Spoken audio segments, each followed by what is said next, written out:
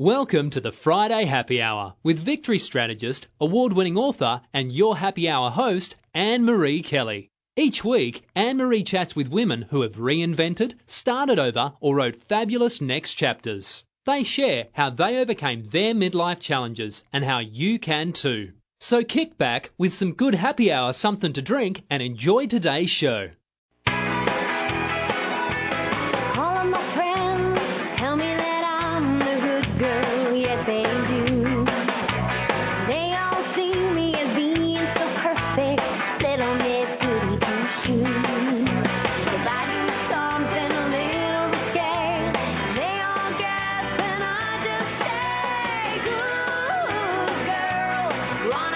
Hi and welcome. You're listening to the Friday Happy Hour with me, Mary Kelly, and I'm that recovering good girl and your midlife mentor. This is where us victory chicks and you men who care about us meet on Friday afternoon to figure out how to navigate the twists and turns of this interesting time of our lives and get empowered so our midlife time can sparkle. Thanks for joining me at Happy Hour today, and I'm glad you're here. So, you know how everyone says this is your time? It sounds good, huh? But in my experience with Victorious Woman, you like thinking this is your time, but when the time of life comes where it's here and then you say, well, what am I supposed to do with it now? I have the time. Now what do I do? If being the all-time babysitter for your grandkids has you humming that old tune, Is This All There Is? Or is that all? It's Peggy Lee, remember? Is that all there is? And I won't sing it for you because, you know, I have no singing voice. But if that's where you sometimes are, then stay tuned for today's guest, Mary F. Collier. Mary started her midlife transition earlier than most, in her early 40s, and as a result of a tragedy. She has some good insight and good tips. And Mary will be here after the break. And happy St. Patrick's Day. I hope you have something fun planned. I'm meeting friends for a drink after the show, but, excuse me, I'm not sure where we're going. We have a plan to meet here at Ryan's, but, geez Louise, the kids are busy in town. Not as many as usual, I think, because Westchester's on spring break. The university is on spring break. But it's still a little more active than usual. And, you know, I like watching them and remembering my own over-the-top St. Patrick's days. In fact, one year on St. Patrick's Day, I was crossing the street and there's some guy, well, I was near Villanova University. I was crossing Lancaster Avenue and some guys were driving down and I don't think they even ever saw me. And I had just barely missed getting killed. So it was like my big St. Patrick's Day story. And I hadn't even had to drive. I was leaving work. I hadn't even had a drink yet. Probably a good thing because I probably wouldn't have gotten out of the way as fast as I did. So anyway, but it's pretty funny seeing the kids and with everything green and the outrageous shenanigans. And, well, it's really funny until somebody vomits on the sidewalk. But that's when you're a kid. We don't do that anymore. For us now, it's the other St. Patrick's Day rituals like corned beef and cabbage. And if you're a Catholic, I have a piece of good news for you, just in case you didn't go to church last week.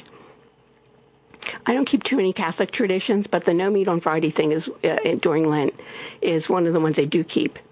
So, you know, St. Patrick's Day on a Friday is like, okay, no corned beef and cabbage. However, I checked, and guess what? This year, more than 80 dioceses across the country have announced some form of dispensation for St. Patrick's Day. And here in the Archdiocese of Philadelphia, Archbishop Chaput gave you a dispensation this year. If you don't believe me, I posted a link to the official dispensation notice on today's radio wrap-up at victoriouswoman.com. So you don't even have to go searching for it. Just go to the radio wrap-up. But don't go thinking Chaput is letting you skate, because he isn't. Chaput said, rather than abstaining from meat, you can make another choice of penance. So what are you going to choose? Well, listen, I'm a minister, so I'll give you an alternate penance. 3 Our Fathers and 3 Hail Marys. Yes, I know. I'm not a Catholic minister or Catholic priest because, you know, women are never going to be Catholic priests. But you can consider this an interfaith and ecumenical blend. So say the prayers and enjoy the corned beef. Now, even though meat on Fridays is a thing that sometimes can interfere with the tradition, there's one St. Patrick's Day tradition that never gets interfered with in my house, and that's the soda bread. Now, if you're a long-time listener, you know this good Italian girl makes it every year, and it's the only time I do it all year long. And the reason I never make it any other time is because I can't not eat it. The Irish soda bread is Mama Morrissey's recipe, and that family had 14 kids. They lived in Upper Darby in a row house in St. Alice's Parish. And I knew the girls on the tail end of those 14 kids. According to them, Mama Morrissey made the soda bread every night. And I guess with 14 kids, you have to find an economical way to fill those kids up. So Irish soda bread apparently was it. Well, then years later, of course, Mama Morrissey died, and somebody gave each kid a framed copy of the recipe. One of the older kids made it for everybody. I discovered it when I was visiting one of the girls at her home down the shore. I saw the recipe on the wall, and I loved the story behind it, so I copied it and have been making it ever since. It's years and years. Now, to be honest, it's not a big deal to pass on the corned beef and cabbage or the green shamrocks glasses or the green hair dye. In fact, I have to be truthful. I don't even own anything green because, it doesn't go with my olive complexion. But there's no passing up on the soda bread, and it's a treat for me every year, and for Joseph. In fact, I made it last night, and Joseph came home late last night because with the snow that we had the other day, he had to cancel his massages, and so his clients get very upset if he cancels massages. Not that they couldn't have gotten there anyway on Tuesday because of the snow, but they appreciate that he accommodated them by staying by adding those massages into a half day. So anyway, that's what he was doing. So he got home late last night, and it was freezing cold. So he came home to a nice warm house, and I planned the baking time so that the first thing he'd smell when he walked through the door would be the Irish soda bread. And I planned it so that it would cooled off enough that he could eat it right away. And he did. It took him 3, maybe 4 seconds to grab a slice of that bread, slather some butter on it, melt it ever so, as Sally likes it, melt it ever so slightly in the microwave. And it was just enough for that butter to take on a shiny golden goodness. And that boy had a piece of buttery soda bread, and I could tell he was one happy man. And it makes me happy when he's happy.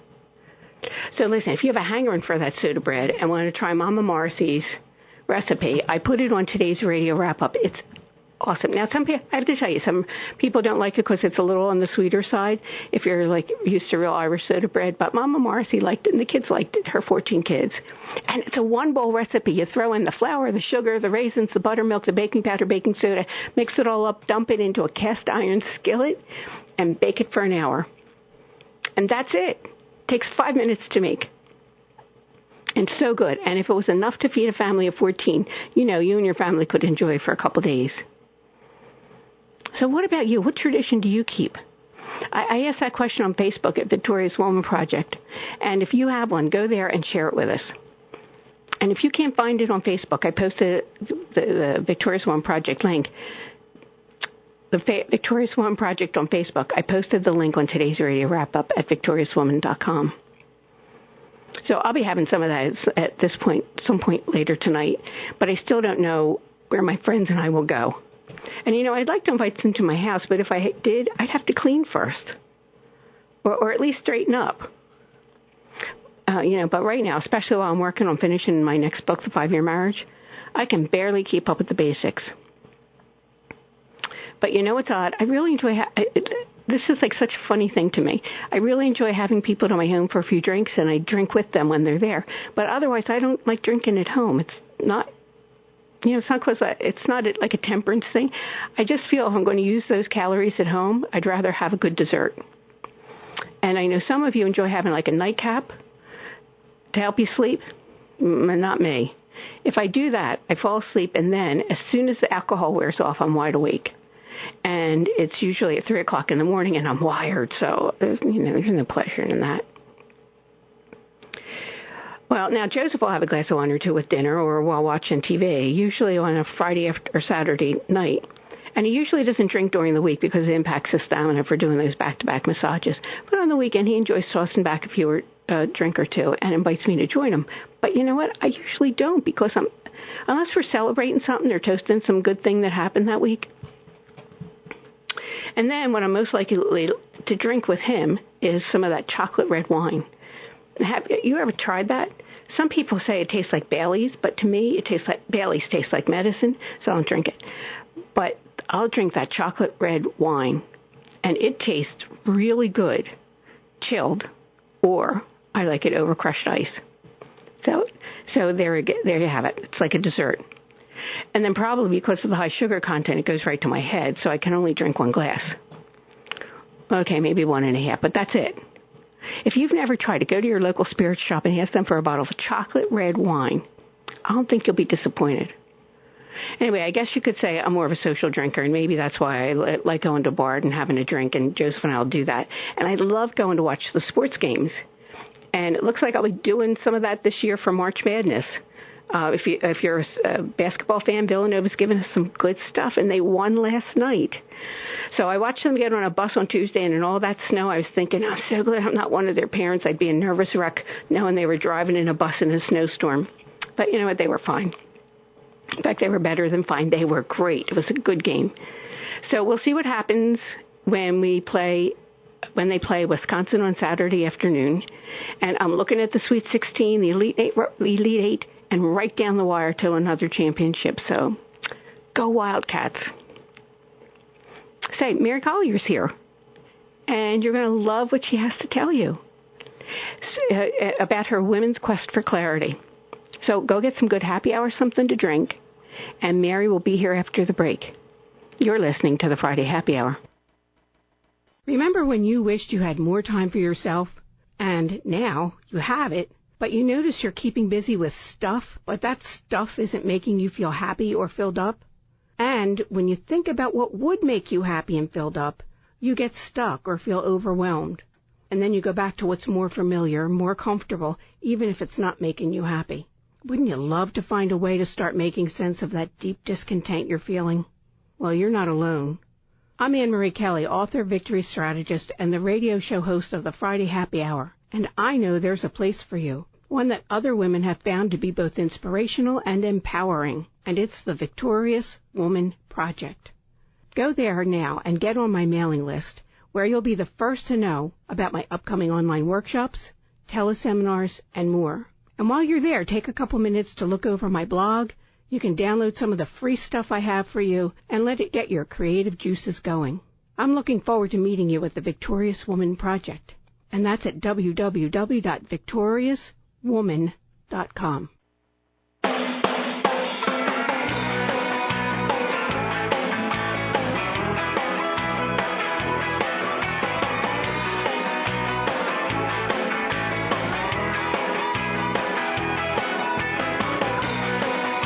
Welcome back to the Friday Happy Hour. I'm Annmarie Kelly, and I'm here with today's guest, Mary F. Collier. Happy St. Patrick's Day, Mary.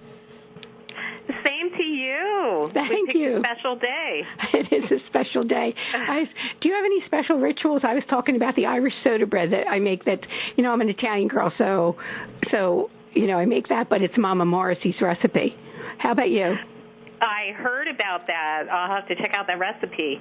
For me, I was just telling someone earlier that this is the one day I do a black and tan.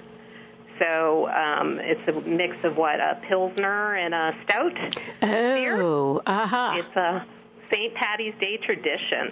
Very nice. Mary, I have never had a beer in my whole life. In my whole life. Beer and coffee. You prefer the cocktails? I do. I'd rather have hard alcohol. I'd rather have hard liquor. But the closest I come into beer is when my spouse is drinking it and I kiss him. No. Yeah, that's the closest I ever come to a beer. That's a good way to share it. But that's my tradition. Yeah, black and tan. That's kind of a neat thing. Now, do you go out or do you do it at home?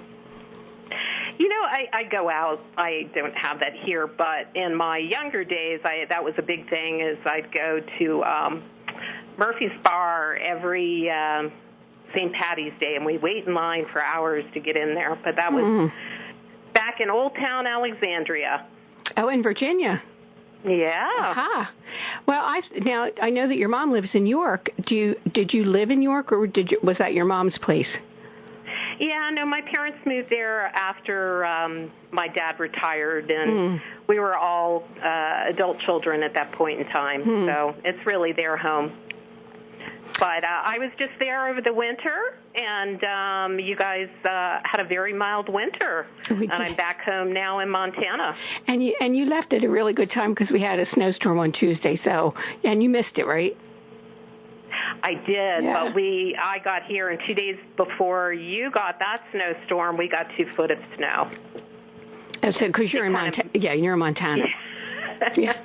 It kind of moved east. Yeah, I remember seeing the weather people talking about that. But, Mary, I used to tell my mother that hers was the first generation to live as long as they have been living, and so they had to learn how to do that because they had no model of like what to do if you lived that long, because in previous generations, you died by the time you were 60, and they're living to be in their 80s and 90s, and more people being 100 than ever before. And I used to say that to her, and that my generation was the first one to have to figure out how to be adult children of aging parents. And it's a learning curve, as I know that you also know. But in A Woman's Quest for Clarity, you take it a step further. You say, for us, nothing's the same as it was during our mother's generation, and that between that generation and this one, the world changed, and we're in uncharted waters and with no role models. So how do you think that's affecting those of us who are in midlife? Yeah, I think it has a huge effect, and that's, I want to thank you for inviting me and just for the show that you're doing, because I think that's part of the problem is that it is a whole different ball game, and we don't have a lot of role models as women, and especially as we're approaching retirement, because everything is different, with the economic crash. As you stated, everyone is living longer. The whole loss of pensions, I think what everyone thought retirement was going to be like, we're starting to find out that isn't really the case. And so when you go and you look, well, what are my role models? What do I do? That's the problem when there is no one. So I think this is the start, is really having groups of women come together and things like your show where we can really talk together and figure out how we're going to go forward. Because it is, there's a lot of things going on, like you talked about with now we have aging parents, but we also have things like adult children returning home. And there are just so many things that are going on right now at this midlife transition. I talked to a woman recently, and her adult child moved back in because the heroin is so bad, and her daughter's been getting over a heroin addiction and lost everything, had to come back and live with her mother. That's one of the sadder reasons that kids are coming back to live with their adult parents, but the adult children are coming back to live with their parents. But it's pretty scary, isn't it? It is, and that is, hopefully a more severe case than most of us have to deal with. But I know so many, it's just for economic reasons that, and, as we saw with the last election, one of the big issues with this new generation, everyone coming out of college, is the incredible debt that they're taking forward just from the get-go before they've really even established themselves or found a job. Yeah, and so we're having to deal with stuff like that we pretty much didn't have to deal with, or that other generations didn't have to deal with, at least not in the same way. Like in other generations, they had multi-generational houses, but this is a little different, the way that we're doing it. It is. It's quite different, and I think that's what kind of puts us on our own to figure out, because there's a lot of good changes that have happened as well. And technology today, I know for me, because I work with a lot of women entrepreneurs, it's, it's just really changed everything. The opportunities that we have available to us now are things that, only a large corporation could even think of in the past, as far as, now with social media, we can actually get out and do advertising, get in front of people, where before you had to buy a big ad and television and so forth. Mm-hmm. A lot of those barriers are dropped. And I see technology as being one of the biggest catalysts that has allowed that. So while we have all of these new things that we're dealing with that, our mom's generation didn't have to think about, we also have a lot of opportunity that's available to us right now. So I kind of see this point in time, at midlife, as it can be really overwhelming because we do have so many things right now, but it can also be really exciting because in a way we've kind of been given this gift of pause, where we're, as our kids do move out and we are thinking about retirement or approaching retirement, we have this time where we can think, okay, well, here's what I did, and maybe some of it was laid out for me, or maybe I got to decide what it was I wanted to do getting to this point in my life, but now I get to figure out what I want to do going forward for the second half of life. And with all of these other opportunities and advancements, it really does give us a lot of options. And it does. I have a guest coming on in a future show, and she was a NASCAR driver, and not NASCAR really? driver. No, she was a NASCAR journalist, but she was one of the first women to ever report on motorsports, and she took that experience and turned it into a novel about go-karting. And and I was thinking about that, Mary, when I was talking to her, and she's been a past guest on Happy Hour during Women's History Month. But I thought, it could be tennis, or it could be golf, or it could be gardening, or needlepoint, or something that you could then figure out a way to take that and do something different with it in that second chapter. Yeah, there's so much, and that's the other thing that, besides the new opportunities that just the world today offers us, I think we also are at a great advantage because we have the gift of hindsight. So we can go back and we can look over that 30, 40, 50 years or wherever we're at, and we can see our lives in retrospect, and we can see, like you were mentioning about the NASCAR and the go-kart, how, kind of transition to now. But when you start to see those things that are like your passion or strengths or talents that have kind of follow you through your life and keep emerging, we have that gift right now of hindsight where we can kind of see like all the little trail of breadcrumbs that are leading up to where we are right now. And I think that gives us a lot of really great information to figure out where we want to go forward. Mm-hmm. You think about like the millennial, they're just trying to figure out, what do I even want to do? Right. Who am I? And some of us are figuring that out too. Well, that's true, but I think we have that advantage now that we are trying to figure it out for the second time because we have all that information, and they don't have that advantage. Right. Yeah, because there's still so many things they're trying to figure out that we don't have to. I mean, we've already dealt with a whole bunch of stuff.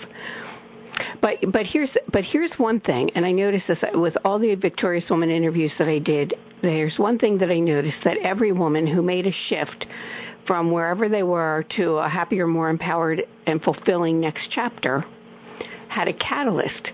And, maybe it was something that happened, maybe it was an empty nest or an illness or something.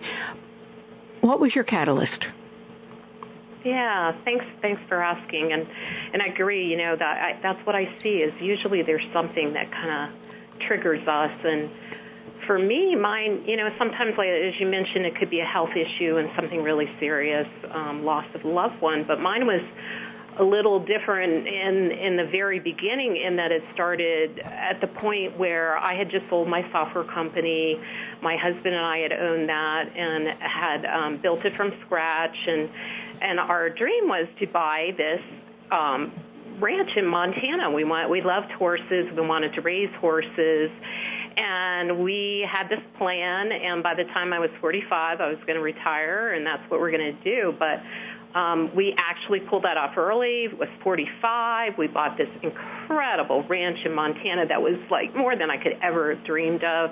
4,000 acres, just beautiful, gorgeous, and all the horses. And when we moved in the first night, my husband and I was just so excited because it was such an accomplishment. It was the sun was setting. We were standing up. I still remember by the shop up next to the barn, and I was so excited to share this with him. And right away he turned around and he looked at me and started telling me the ranch wasn't big enough. We couldn't do what we wanted on it. We never should have bought it. And I was shocked at first, and then I was just crushed. I mean, this was like the ultimate dream for decades. And Mary, when you tell that story in A Woman's Quest for Clarity, my heart just felt so sad for you because you were so excited, and that fast you got that wet blanket. Yeah, but that was the catalyst for me. Was I looked around at all these things and everything. I mean, I never could even have dreamt of. It was better than my dream of what I wanted. But what I realized was that I had all of these things, and what happens when you have everything you've ever wanted and more, and you're still not happy? And, for me, that was really, I decided I was going to figure out what was the meaning of true success and happiness. And that actually was the start, though, for my husband. He never was able to reconcile that. And shortly after that, he took his life. And that also, that was the tragic part that propelled me as well in making that transformation. But it was because I knew that there had to be something more, and I wanted to find out what was true success and happiness, because I'd followed all the rules. I'd done everything I had. You were a good girl. Software company. Exactly. Yep.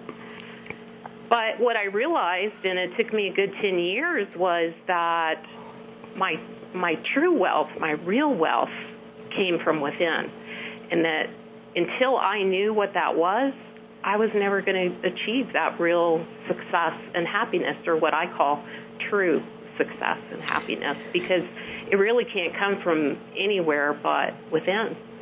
Mary, we need to go for a break, but that's where I want to start. When we come back, I want to talk about that whole idea of true happiness and that wealth within. So everybody stay close, and we'll be right back with Mary Collier. You're listening to the Friday Happy Hour. Hi, this is Annmarie Kelly, author, victory strategist, and the radio show host of the Friday Happy Hour. I trust you're enjoying my conversation with this fabulous, victorious woman. If you're getting inspired with ideas and feeling empowered, this is just the tip of the iceberg. There's more for you.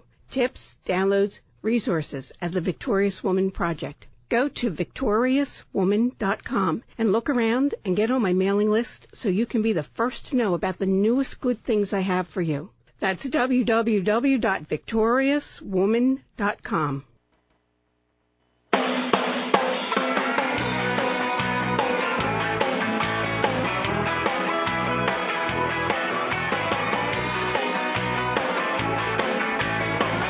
Welcome back to the Friday Happy Hour. I'm here with Mary Collier, and we're talking about finding true wealth.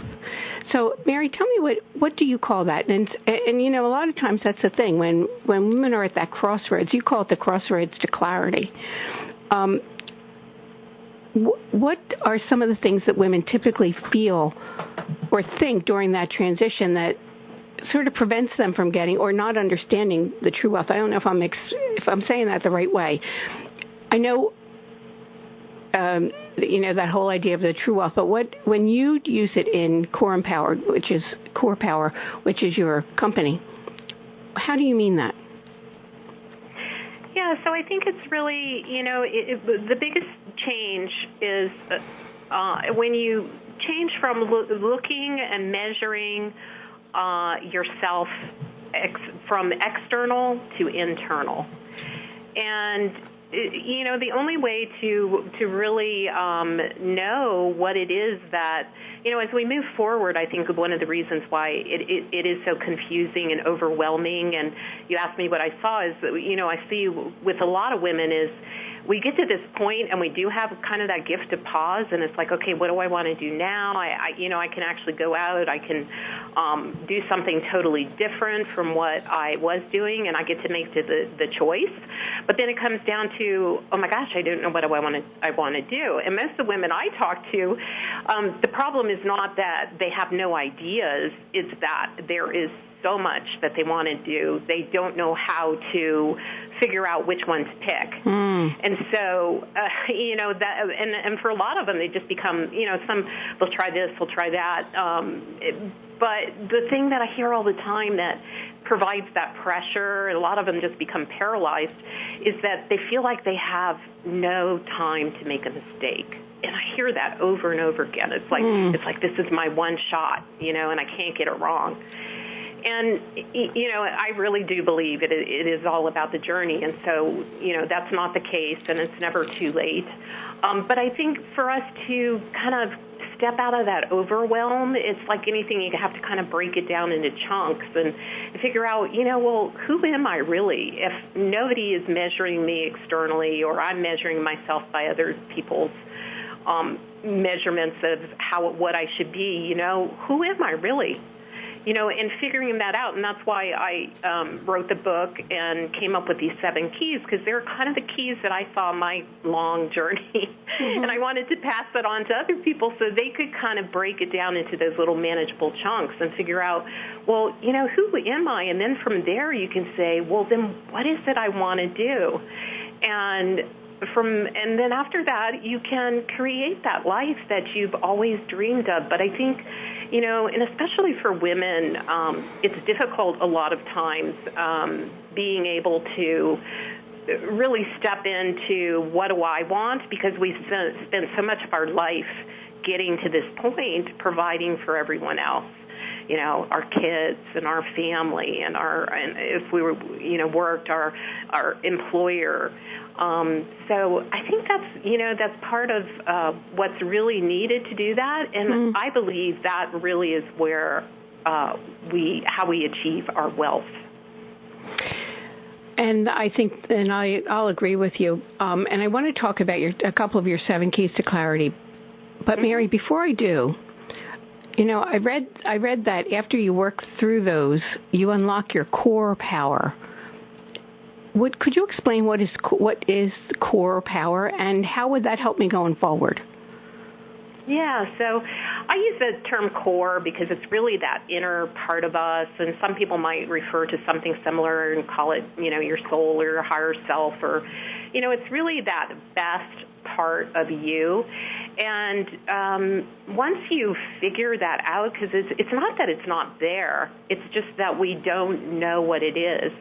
And that's part of what, my goal with the 7 keys is to figure out what those are and really get to know yourself and what your strengths are and your desires and your passion and your purpose. And once you have all of that, and you really, that is your power. Like we're not, I have a friend that used to saying that we are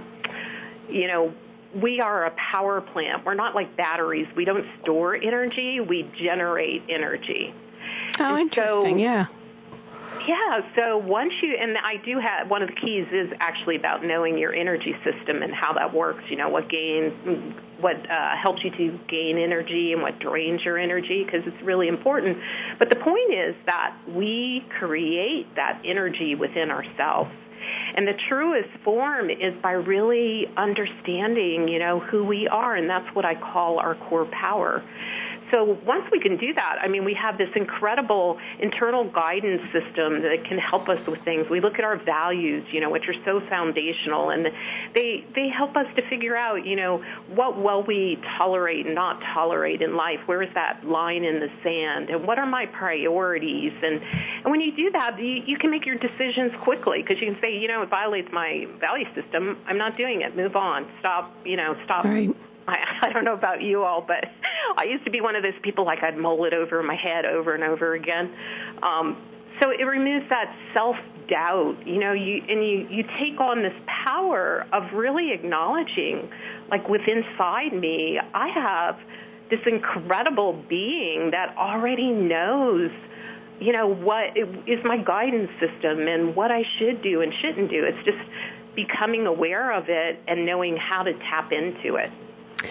Mary, we both do a lot of work with women, and I'm wondering if you're as shocked as I often am.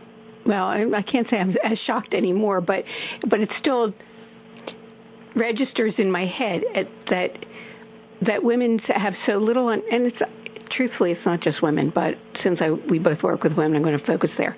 But how little understanding or maybe it's a recognition of what our personal values are. Do you see that same thing? That we're not clear about our values?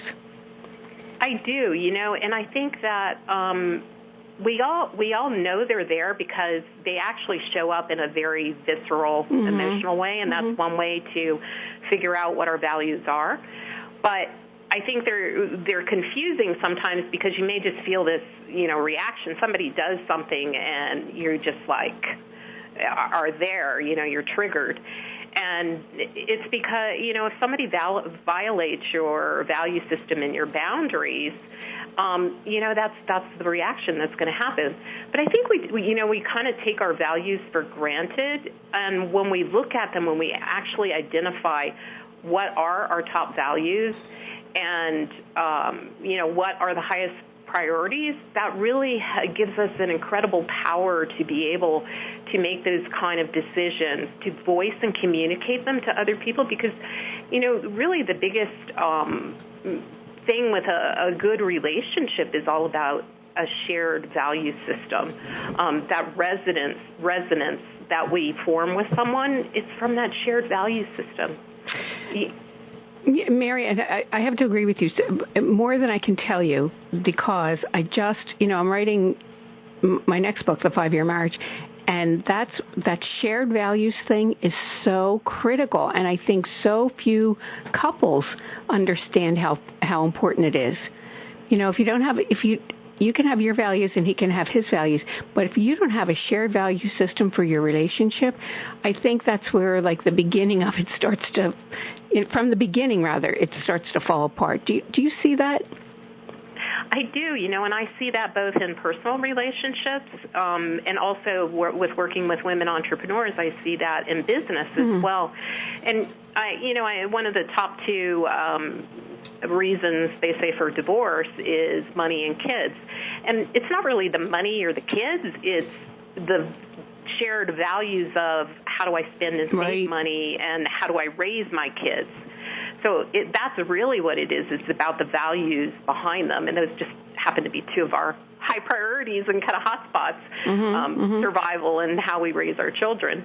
But also in business, it's extremely important, and I think you've probably seen this more and more. Even the large corporations are moving to making sure everybody really knows what their values are and incorporating them. It used to be, your mission statement was the big thing you plastered all over, but a lot of it is, and if you look at some of the really more progressive companies like Zappos and so forth, they share that right away. When they go to hire someone, they explain to them what their values are, and they ask the employees that are coming on, what is your value system? Because if they don't mesh and there's not a shared value system, you don't have to match for every single one, but for the important ones, then chances are, just like the personal relationship, it's not going to work out. Interesting. And then that's really so true, because sometimes we struggle so hard to get business, but if we looked for people who we could serve, who share the same values or whose values we share, I think we have an easier time of getting that business, don't you? Yeah, we do. And not just that, part of what I really work with women on is, not just having the financial security for the second half of life for business, but it's all about that passion and purpose. And so to marry the two, you really want to have the long-term relationship financially, but you're not going to be happy if you're working with people that you don't enjoy and people that you don't want to help, or vice versa, people that come to you expecting something different that isn't congruent with what you have to offer and the person that you are.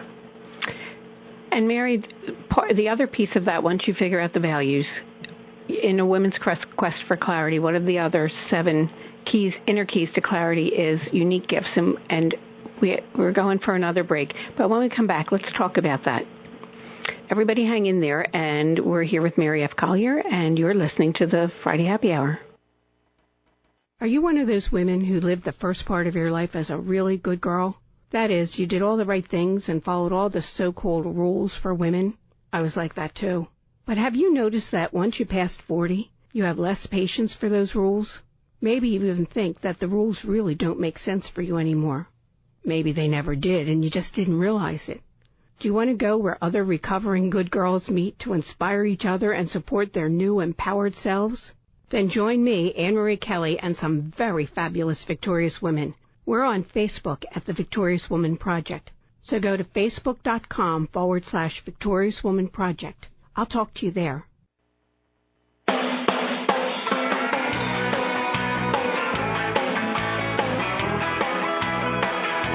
Welcome back to the Friday Happy Hour. I'm Annmarie Kelly, and I'm here with Mary F. Collier, and we're talking about the women's quest for clarity and the 7 inner keys.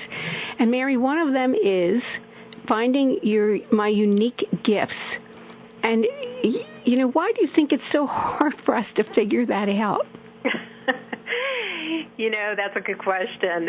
And I think a lot of it is for women in particular, we've taught to be humble and, you never brag. And so now when we're looking at, okay, well, what am I really good at? And, what are my talents? It's hard for us to kind of say, yeah, man, I'm really good at this. I'm better than everybody else. And I know this is something that is just like something that I have that I can share with people. And so what I found is I think that makes it difficult, and you have to help people to see that it's not bragging. It's not, being humble doesn't really help anyone if you have these awesome gifts to share with people.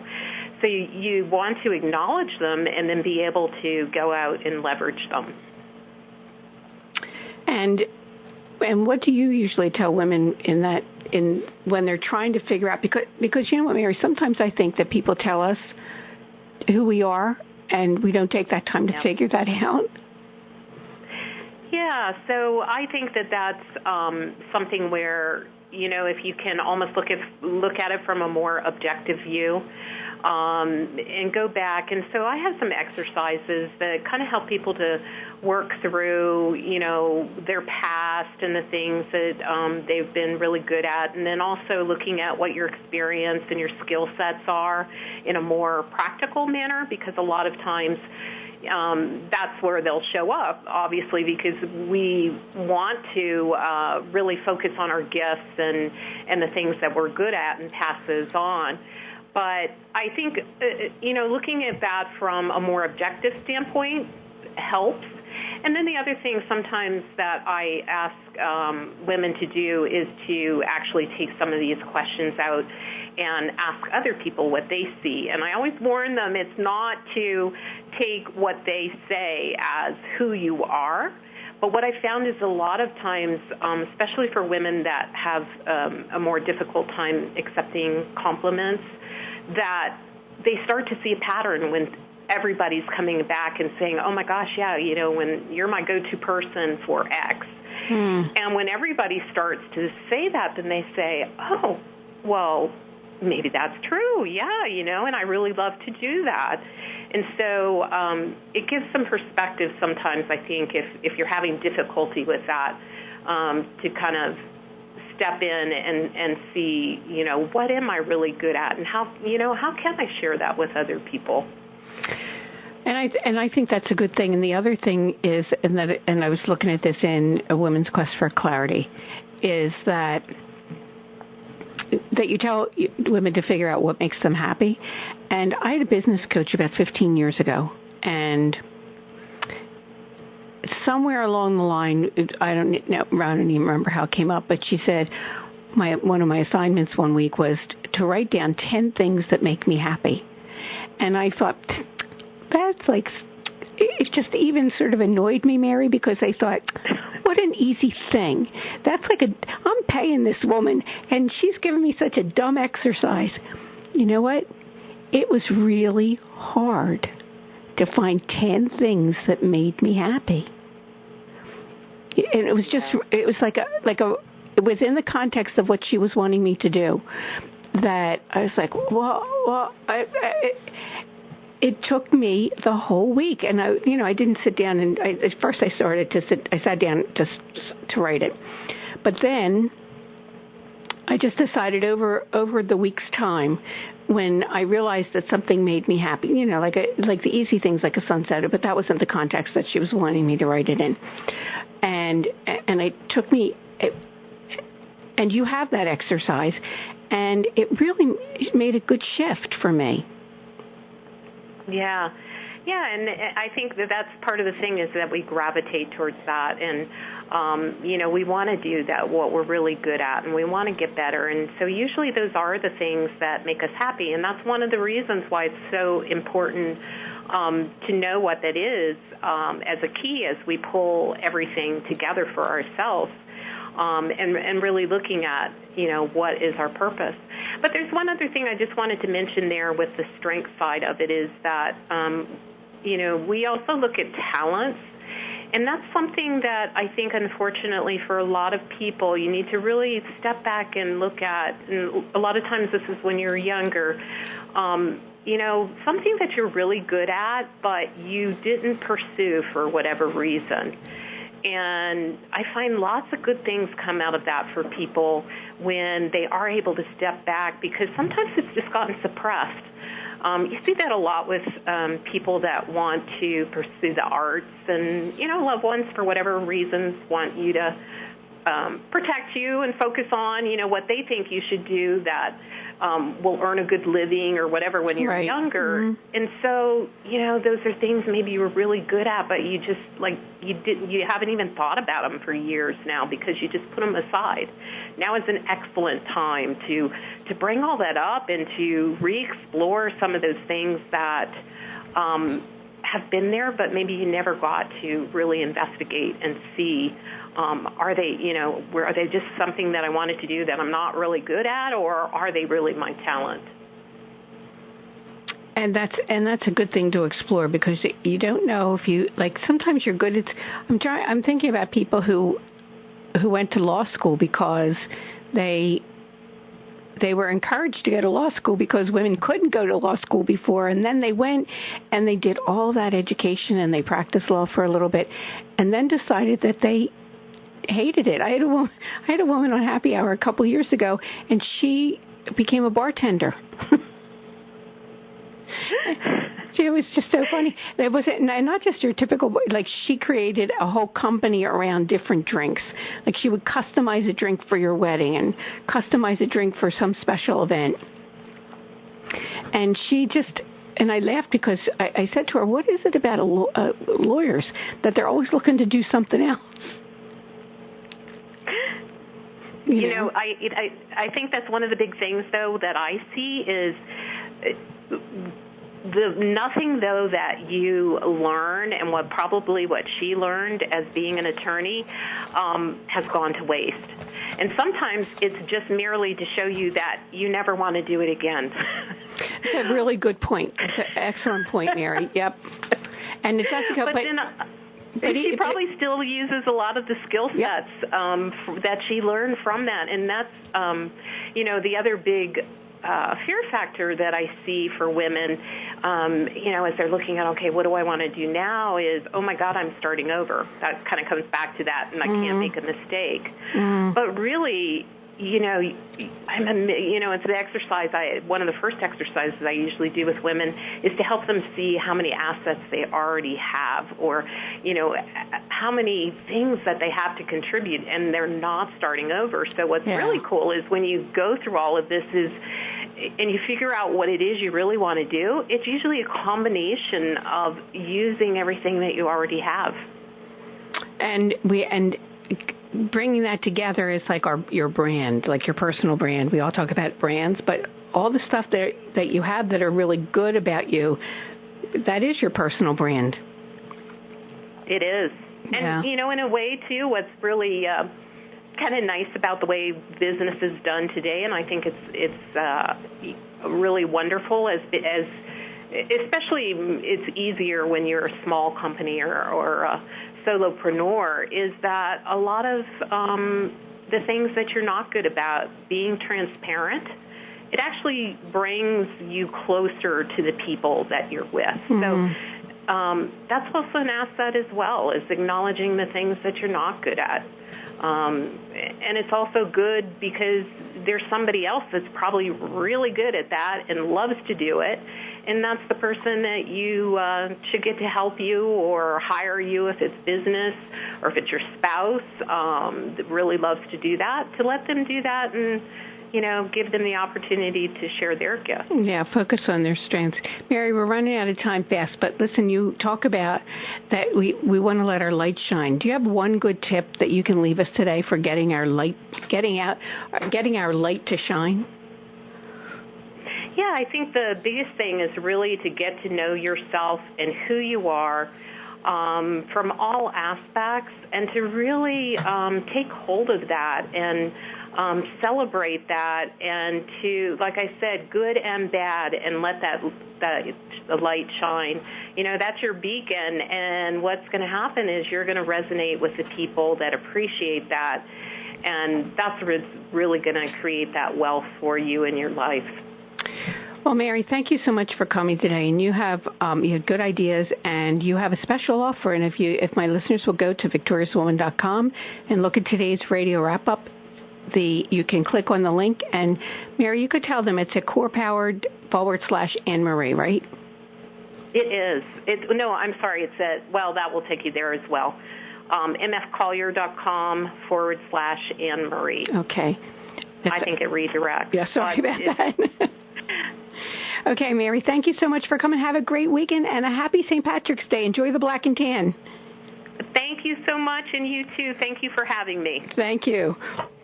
And Victory Chicks and you guys, I want to tell you that I have a quote from the Irish poet today. His name is John O'Donoghue, who said, "A blessing is a circle of light drawn around a person to protect, heal, and strengthen." So on this St. Patrick's Day, I wish you all the good blessings a circle of light can give you. Please join me again next week at the Friday Happy Hour. Have a wonderful weekend. Chenzan.